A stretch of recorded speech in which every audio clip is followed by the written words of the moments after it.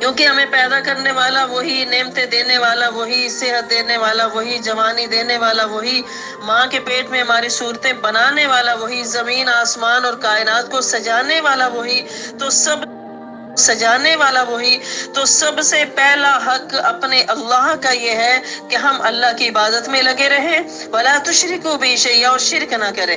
اللہ کے نبی صلی اللہ علیہ وسلم حضرت عمر رضی اللہ تعالیٰ عنہ کے ساتھ جا رہے تھے ایک سفر میں، تو حضرت عمر فرماتے ہیں کہ اللہ کے نبی صلی اللہ علیہ وسلم نے مجھے تھوڑی دیر کے لیے تنہا چھوڑا اور قریب ہی ایک باغ تھا، اس باغ میں چلے گئے۔ کہتے کافی دیر گزر گئی اور آپ صلی اللہ علیہ وسلم جب باہر نہ آئے تو میں گھبرا گیا کہ پتہ نہیں اللہ کے نبی کو کوئی کچھ ہو نہ گیا ہو کہ ابھی تک وہ واپس نہیں آئے۔ تو کہتے کہ لمبے وقت کے بعد جب اللہ کے نبی صلی اللہ علیہ وسلم واپس تشریف لائے تو میں نے پوچھا یا رسول اللہ صلی اللہ علیہ وسلم آپ کہاں تشریف لے گئے تھے؟ میں تو پریشان ہو گیا تھا، آپ کو ڈھونڈنے میں اور تلاش کرنے میں نکل چکا تھا۔ تو آپ صلی اللہ علیہ وسلم نے فرمایا عمر میں تجھے ایک بات بتاتا ہوں جو کہ میری زندگی میں تم نے یہ بات کسی کو نہیں بتانی کیونکہ لوگ اعمال کرنا چھوڑ دیں گے، ہاں میرے جانے کے بعد تم اس بات کو لوگوں کے سامنے واضح کر دینا۔ کیا کہ جبریل علیہ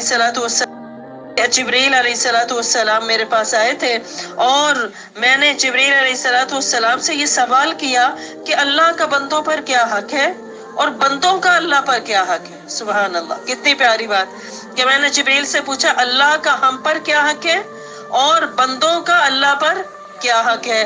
تو جبریل علیہ السلام نے مجھے بتایا ہے کہ اللہ رب العزت فرماتا ہے اللہ کا حق بندوں پر یہ ہے کہ اس کے بندے اس کی عبادت میں شرک نہ کریں، شریک نہ ٹھہرائیں کسی کو، جو ذات اور صفات اور جو خوبیاں اللہ کے لیے ہیں وہ اللہ کی مخلوق کے لیے خاص نہ کی جائیں۔ یہ اللہ کا حق ہے بندوں پر، اور بندوں کا حق اللہ پر یہ ہے کہ اللہ فرماتا ہے جب تم میری عبادت میں ملاوٹ نہیں کرو گے، شرک نہیں کرو گے تو میں اللہ تمہیں بدلے میں جنت عطا کر دوں گا۔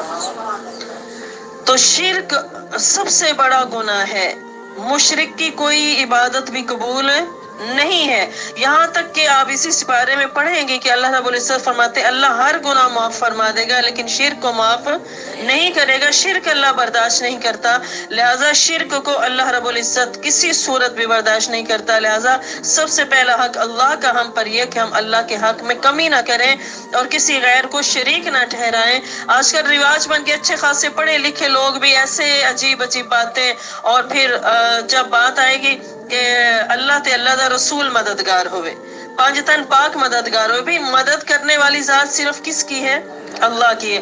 انبیاء بھی محتاج کس کے ہیں؟ اللہ کے۔ اگر محتاج نہ ہوتے اللہ کے تو آدم علیہ السلام 40 سال میدان عرفات میں کیوں روتے؟ روئے کہ نہیں روئے؟ 40 سال میدان عرفات میں جدہ میں آپ روتے رہے، اپنے اس ایک خطا کی معافی مانگتے مانگتے ربنا ظلمنا انفسنا یہ دعا پڑھتے رہے، جو 40 سال آدم علیہ السلام کیوں روتے؟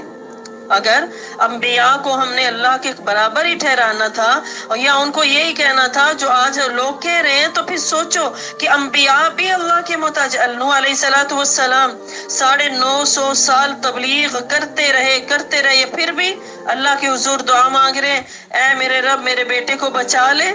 تو قرآن کیا کہتا ہے؟ اللہ رب العزت نے فرمایا اے نوح انی اعیذک ان تکون من الجاہلین، اگر تو نے دوبارہ مجھ سے یہ سوال کیا تو میں تجھے نادانوں کی لسٹ میں لکھ دوں گا۔ وہ تیرا بیٹا نہیں ہے، تیرے اہل میں سے نہیں ہے، کیونکہ اس کے اعمال تیرے والے نہیں ہیں۔ سگا بیٹا آنکھوں کے سامنے غرق ہو گیا، پانی میں ڈوب گیا، لیکن نوح علیہ السلام اپنے بیٹے کو بچا۔ آج کا پیر، آج کا مولوی کیا نبی سے بڑی پاور رکھنے والا ہے یا بڑی طاقت رکھنے والا ہے؟ نبی تو اپنے سگے بیٹے کو نہیں بچا سکے، اور پھر اللہ کا قرآن یہ بات بتا رہا ہے کہ سارے انبیاء نے مشکل میں کس کو پکارا؟ اللہ کو۔ ابراہیم علیہ السلام آگ میں گئے تو کس کو پکارا؟ اللہ کو۔ حسبنا اللہ حسبنا اللہ۔ اسماعیل علیہ السلام نے اللہ کو پکارا، یوسف نے اللہ کو پکارا، یونس نے مچھلی کے پیٹ میں 40 دن کس کو پکارا؟ اللہ کو۔ چاہتے تو نکل سکتے تھے لیکن قرآن کیا کہتا ہے لَلَبِثَ فِي بَطْنِهِ إِلَىٰ इला यौम युबासुन, अगर यूनुस मछली के पेट में ये कलमा न पढ़ता ला इलाहा इल्ला अंत सुब्हानका इन्नी कुन्तु मिनज़ ज़ालिमीन, तो क़यामत की सुबह तक यूनुस मछली के पेट में ही रहता। अल्लाहु अकबर। इतने बड़े बड़े अंबिया गुजरे, जलीलुल कद्र पैगंबर गुजरे, लेकिन अपने आप को मुश्किल से उस वक्त निजात दे सके जब अल्लाह का हुक्म आया। अय्यूब अलैहिस्सलाम 18 साल बीमार रहे, 40 साल एक रिवायत में कि बीमार रहे, लेकिन शिफा तब मिली जब अल्लाह का हुक्म आया। तो अल्लाह रब्बुल इज्जत फरमा रहे कि अल्लाह के साथ शरीक ना